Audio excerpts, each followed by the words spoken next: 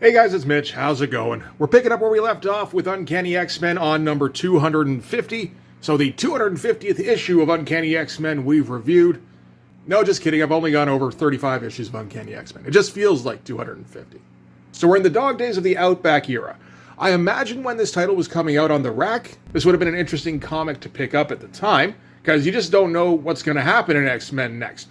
Which isn't always a good thing, because, you want there to be, not necessarily predictability, but it's just like it seems an awful lot like Chris Claremont is just coming up with weird ideas and seeing if they'll work. So right now, Claremont is hell-bent on trying to make a little mini-team out of the less popular members of the X-Men, because there's a bunch of them that just aren't around right now. Wolverine went on vacation a couple of issues back. Rogue got sucked into the Siege Perilous and there's just no way of knowing exactly what's happened to her. And Storm is supposed to be dead. Back in issue number 248 at the end of it. Havoc was all loopy, tried to shoot down Nanny's ship, and didn't realize Storm was on it. And then Storm was, her body was in the wreckage. And then in 249, they buried her with very little fanfare. I mean, there aren't a whole lot of X-Men around to, be sad and shit. But still, I said at the time, I can't imagine that Claremont and the X-Men editorial office thought that anybody would be convinced that Storm was actually dead at this time.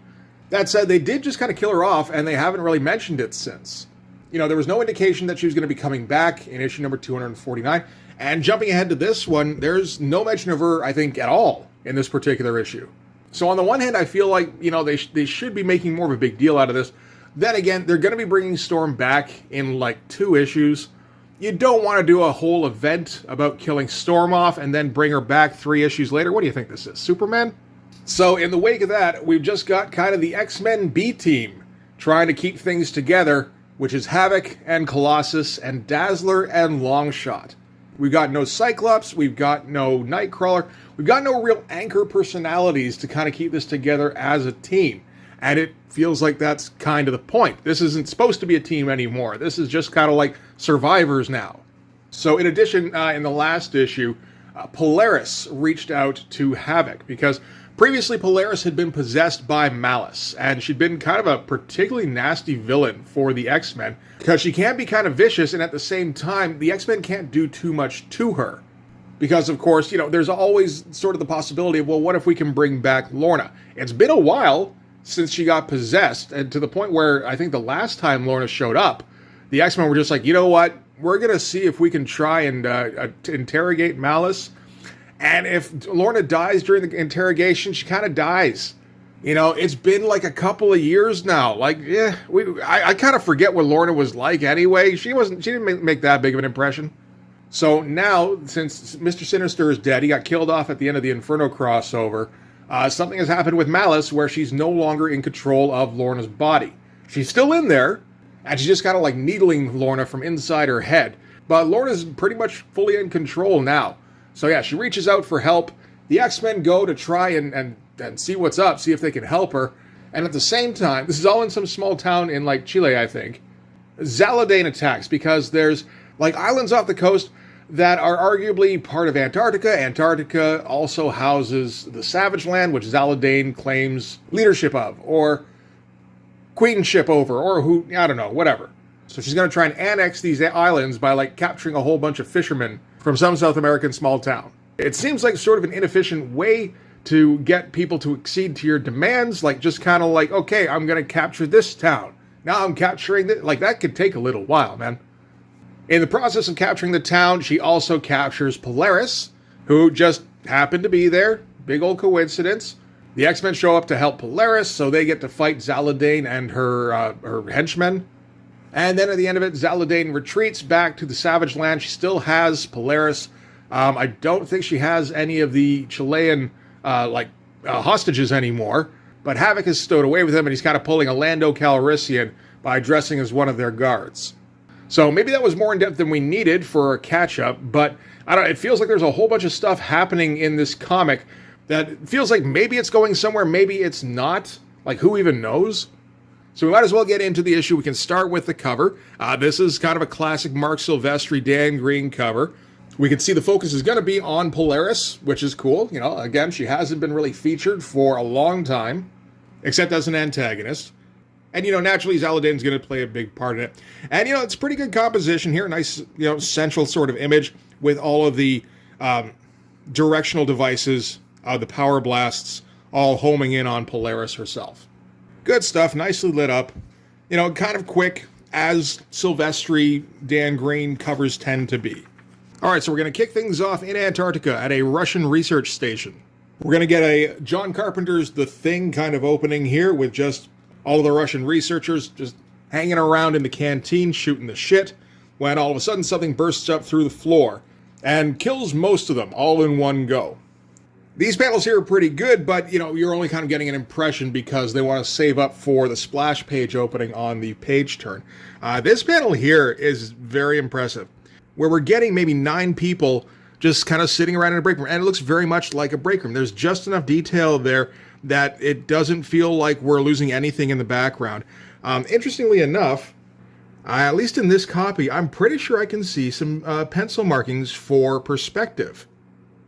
Just every once in a while, there's a little bit of pencil in some of the white or some of the light colors here that shows through. I don't think I've ever seen that before, at least not in an X-Men comic for sure. So, something busted up through the floor, and it's a giant alien dildo, which is actually very impressive looking. There's a lot of nice little structures on it here. The credits here are going to be, you know, Chris Claremont writing, obviously, Mark Silvestri doing the pencils. We're not getting Dan Green doing the inks in this issue. This is going to be by Steve Leialoha. And he's actually not credited with inks on this. He's credited with finishes. This shot in particular, I mean, this looks like a P. Craig Russell finished page, to be honest. It's very nice, even if it is an alien space dildo.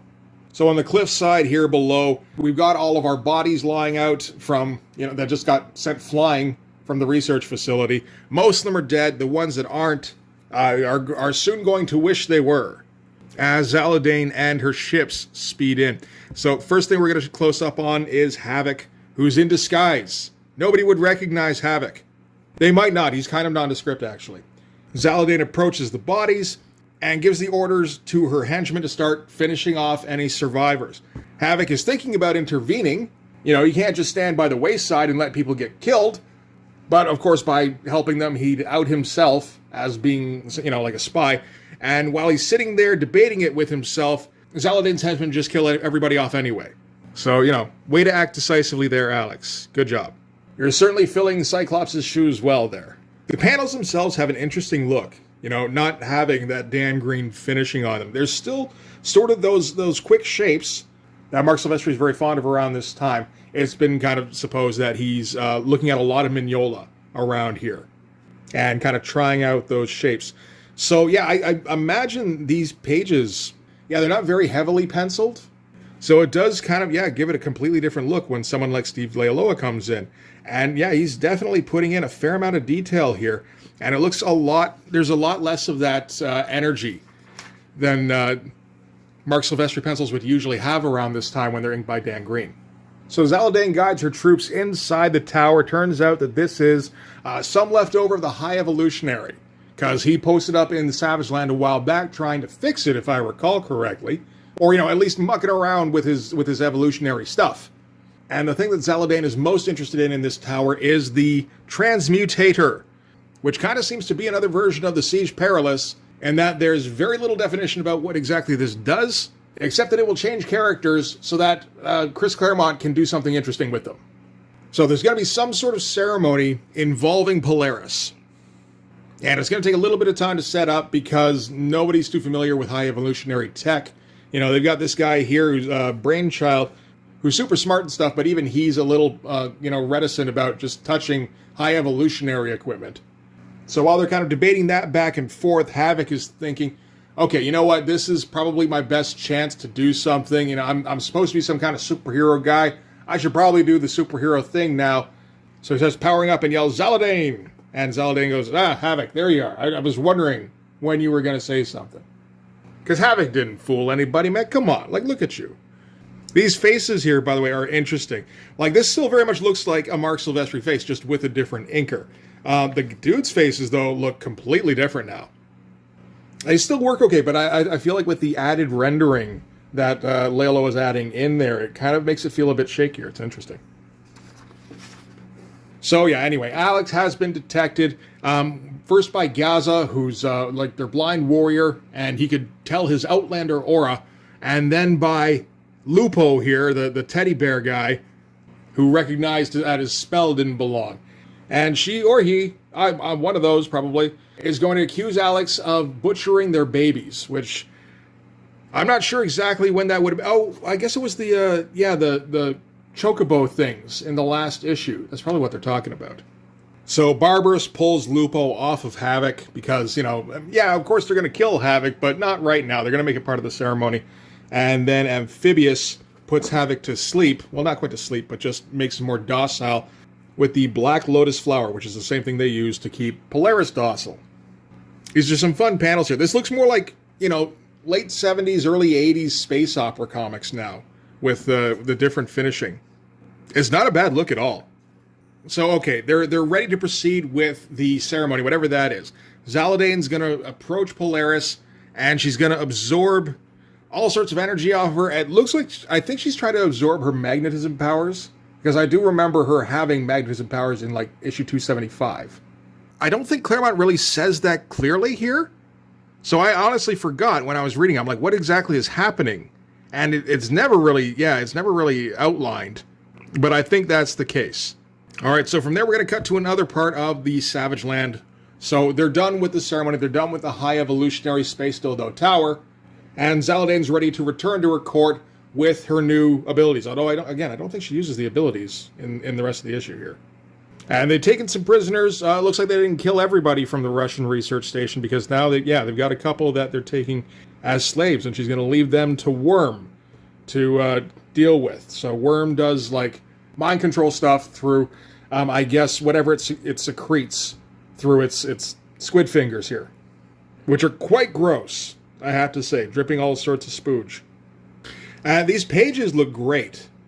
It doesn't really have the intensity of, the Dan Green stuff, but it makes up for it a bit with detail, I think.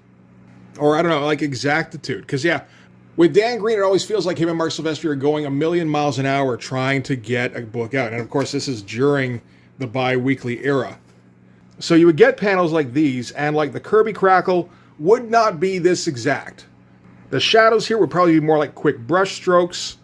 And there'd be just a lot of really quick hatching going on, again, probably with a brush, to indicate all the power that's flying out of Polaris right here.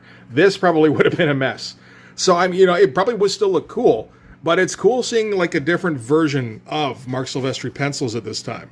So, yeah, Worm is going to coat one of the Russian researchers with the spooge, and once he's completely coated, then his body is under Worm's command. His mind is still his own, at least for now, but, the longer he stays under control, the less control he himself is going to have. Eventually, he's just going to become mindless and completely serve Worm's will.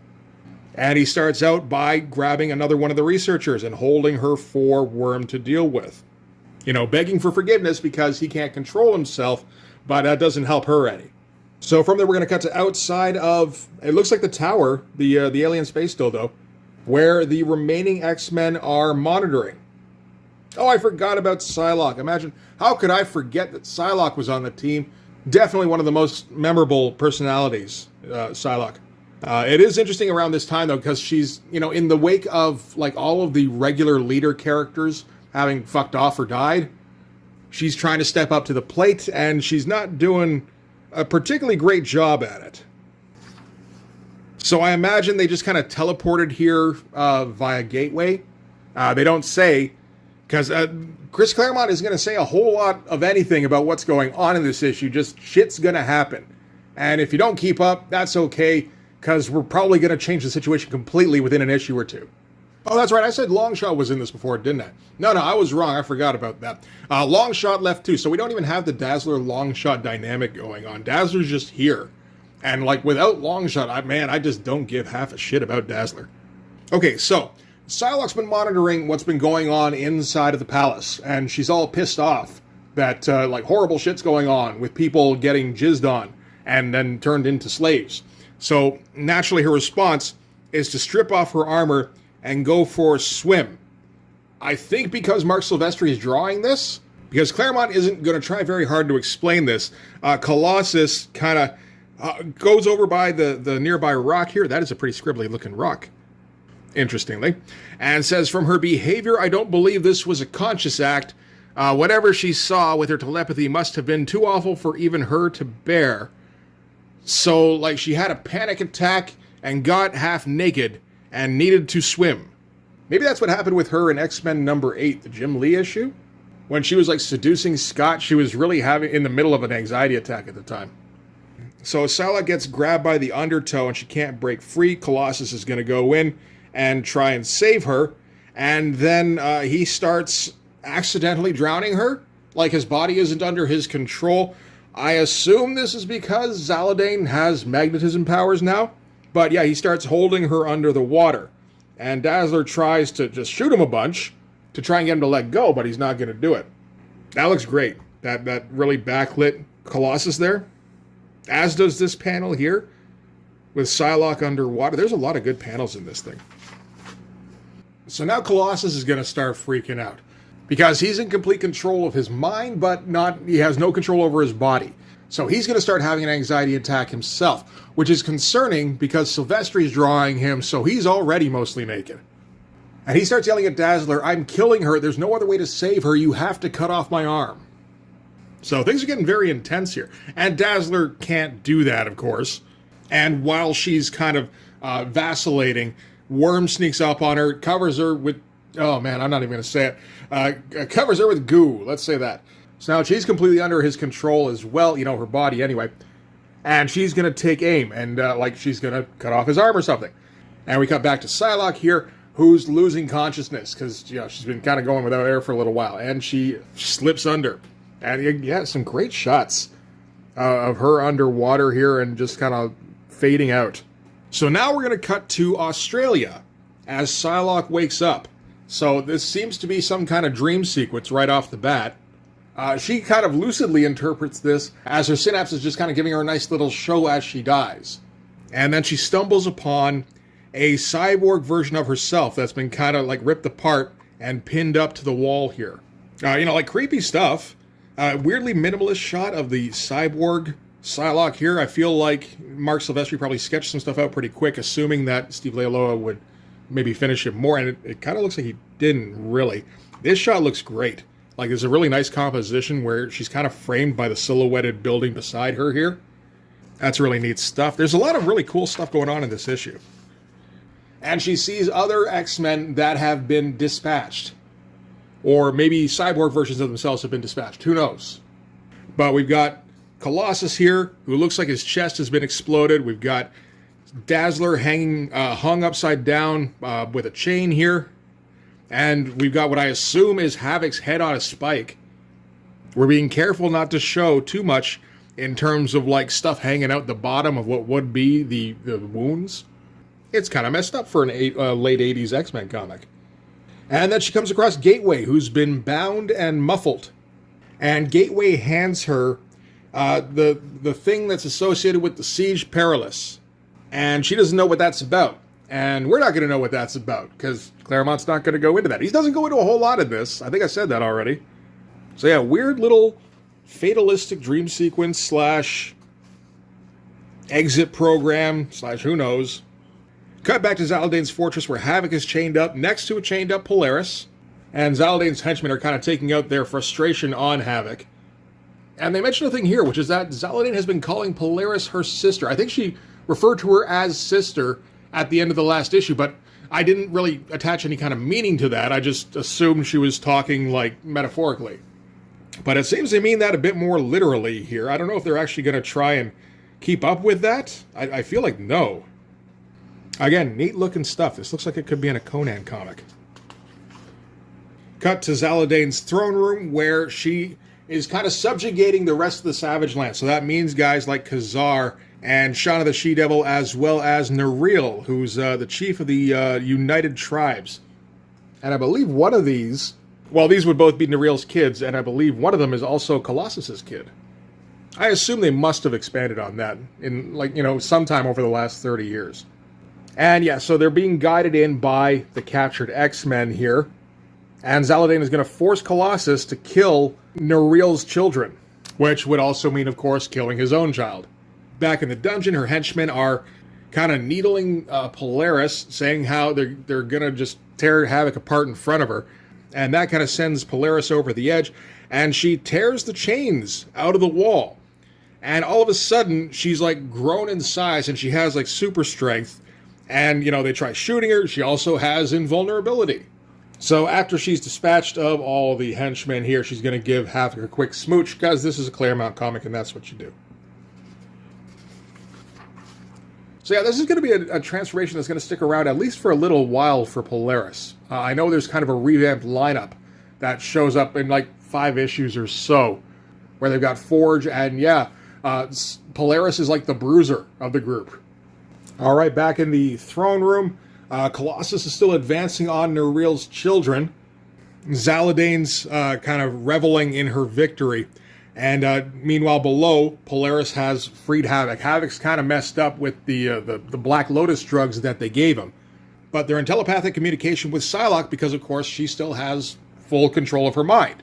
And Psylocke's mind is kind of her whole deal. So Havoc can't really do a whole lot at this time. So what Psylocke's going to do is she's going to take him over mentally. So he's, you know, his body it's healthy enough. It's just that he can't, you know, quite control anything right now. So yeah, she's just going to work all the levers herself. And yeah, Polaris and Havoc are just going to have to rescue the rest of the X-Men. Meanwhile, Colossus is, you know, he's getting close to breaking this kid's neck or whatever. And, you know, he's trying to resist, but he can't really do anything. And yeah, that's kind of harrowing. So then we get the blast as Havoc busts into the throne room. Polaris knocks down the door, and she starts slugging it out with Colossus. Zaladane's like, what the fuck? I took your powers. Why do you have new powers? So in the confusion, Colossus' son is going to pick up a dropped gun, and Khazar is going to break his bonds. So this is going to turn into a full-on melee. Colossus starts getting the upper hand in the fight with Polaris. You know, I guess he's still stronger. But, you know, there's enough confusion going on that Psylocke is able to make contact with Nereal's son. So now that he's got the gun, she directs him to shoot down Worm, because Worm is still he still has bodily control of everybody in the room that has been spooged on. So the kid, yeah, shoots down Worm here, and I just knocks him out. But, you know, very easily could have been like, yeah, no, you should murder that Worm guy. But regardless, now with Worm out of the picture, there's nobody controlling all these slaves. So all of a sudden, there's a huge shift in the forces in this battle here. Great looking punch pose here. You know, I've drawn a few punch poses now, so I appreciate a good one. Zaladane's henchmen start ganging up on Lorna. Havoc he's still pretty loopy, and he doesn't have Psylocke guiding him anymore, which kind of puts him in a similar position to where he was at the end of issue 248 when he accidentally killed Storm. But the hell with it, Havoc's kind of always in that position, isn't he? And he's going to take aim at Zaladane, and he's like, I really should have done this like half an hour ago, when I had a chance in the throne room. Oh well. And he's going to unleash, yeah, like a huge blast on her. Ugh, we're talking about spooging earlier. So Zaladane's going to counter that with whatever powers she's got now. And I still don't think it's been explained that she stole Polaris's magnetism. You know, you kind of have to just kind of figure it out. I don't know, it feels like Claremont forgot that, unless I just missed that description. I might have done that. But the two blasts colliding, the shockwave is going to, like, basically destroy the throne room here. And at that point, Colossus has control of his body again. So it was that Zaladane had control of Colossus there. It wasn't Worm. I was kind of wondering for a minute. So yeah, I guess she does have the magnetism deal. And the two of them are going to go ham on Zaladane's henchmen here. And now the throne room is in complete disarray, and a fire starts up somehow. So the X-Men and the Savage Land natives have to escape. They're able to steal one of Zaladane's sky sleds, and they take off from the tower here.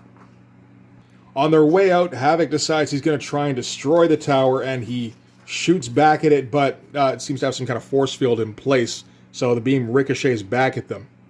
And they figured that an energy shield must have blocked the shot, so that means Zaladane's awake again. Dazzler yells at Havoc for trying to kill Zaladane, because that's, obviously what he was doing. And Zaladane's like, she was going to try and do that to us. So I guess Havoc's back in his bloodthirsty mode. He kind of just wobbles back and forth, I'm going to call him A, call him B. And Colossus is going to strike a melancholy artistic pose. Because every time they have to fight someone magnetic-y, he gets turned into the weapon against them. So it's kind of a shame that he can't really change back into his human form right now. So now they have to decide what to do next, because Zaladane's still active. So they, theoretically they should probably try and stop her somehow. But I mean, considering that only Havoc really wants to kill her, the rest of them, like, what are they going to do to her? They can't really imprison her. They don't even have the facilities for that. Like, this is kind of all they can do, where they just, knock her out for a minute and then run away. So Psylocke's like, well, at least if we stay in the Savage Land, we avoid that dream or premonition I had, or whatever it was, where we all go back to the Outback and die. And at that point, Gateway teleports them all out to the Outback. So I guess they're probably going to die. Again, cool shots to end on here, with the X-Men getting teleported back to the Ridge. Man, there's some great looking stuff in this issue. Alright, and that is going to do it for Uncanny X-Men number 250. So stuff happened in that for sure. Not a ton of it got explained. I assume they're going to explain the stuff with Polaris and her new powers at some point. I don't think it's going to be in the next issue, because the next issue is the one where Wolverine's up on the X-Cross. But maybe 252 or 254, something like that. I think 253 is when Storm comes back. I don't know, it's a weird time where I just don't know what's going on in any particular issue. There's changes happening constantly. Yeah, it feels like Claremont wants to keep this book on the cutting edge, where just, people keep coming back month after month just to see if the status quo has changed, and it probably has. So yeah, I'm at the point where I'm I don't even know if this is good writing. It's reasonably compelling.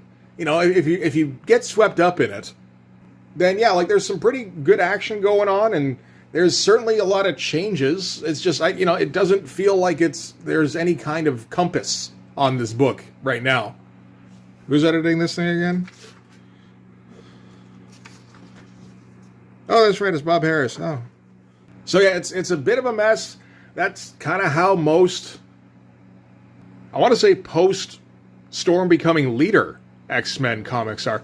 It feels like Scott, he wasn't much of a character, but they were always kind of able to establish a direction with him at the head of the X-Men. And now it's just kind of, yeah, who knows what the fuck's going on. Although, actually, you know what? Right around that time was also when Xavier left the team and went up into space, too. Yeah, that was kind of the beginning of the problems. I don't know. It's still an interesting book. It's a little confusing from time to time. Anyway, that's going to do it for this one. Thanks very much for watching. If you like this video, please hit the like button. Helps with all the algorithm stuff. If you want to see more, hit subscribe. And if you really want to help out, in the description, there's a link to my Patreon. If you go subscribe there, that gives you access to everything I do. So, whole bunch of videos, whole bunch of comic book art. Also in the description, there's a link to the merch store. So, if you want to get a Max Streamus in a sultry Janet Jackson pose on a coffee mug, that's where you would get that. I think there's a t-shirt of that too. And potentially posters. I should probably check on that. We're just going to make all sorts of Max Streamus boob merch. That'll really put things through the roof. But yeah, you can also follow me on Instagram and DM me there for commissions. Commissions are open. So anyway, yeah, that's going to do it. Thanks again for watching, guys. I'll see you in the next one. Bye-bye.